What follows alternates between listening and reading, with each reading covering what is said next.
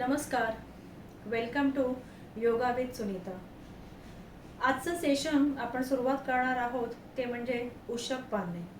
आता उशकपान म्हणजे काय, तर सकाळी उठल्यानंतर कोमट किंवा गरम पाणी पिणे 1 ते 2 ग्लास. तर ते पाणी पिताना मलासनामध्ये बसून प्यायचं आहे आणि एक श्लोक म्हणायचा आहे. तो श्लोक कुठला ते पण बघा. आता माझ्या हातामध्ये ग्लास आहे पाण्याने भरलेला. मेक शुअर तुमचं पाणी कोमट किंवा गरम असेल. हात समोर ठेवायचे, श्वास घ्यायचा आहे आणि श्वास सोडत सोडत खाली बसायचं आहे. खाली बसल्यानंतर आता मी श्लोक म्हणते. अकाल मृत्यू हरणम सर्व व्याधी विनाशनम विष्णुपादोदकम तीर्थम जठरे धारयाम्यहम. आणि हा श्लोक म्हणून झाला की ते पाणी आहे ते प्यायचे.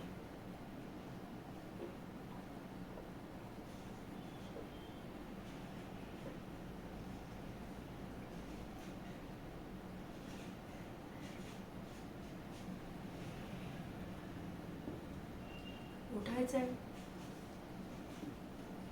आता काही जण असं म्हणतील की आम्हाला खाली बसता येत नाही, आम्ही मलासनामध्ये बसू शकत नाही. तर काय करायचं? ज्यांना मलासनामध्ये खाली बसता येणार नाही त्यांनी खुर्चीमध्ये बसून पाणी प्यायचं आहे. पण मेक शुअर की गरम पाणीच प्यायचं आहे.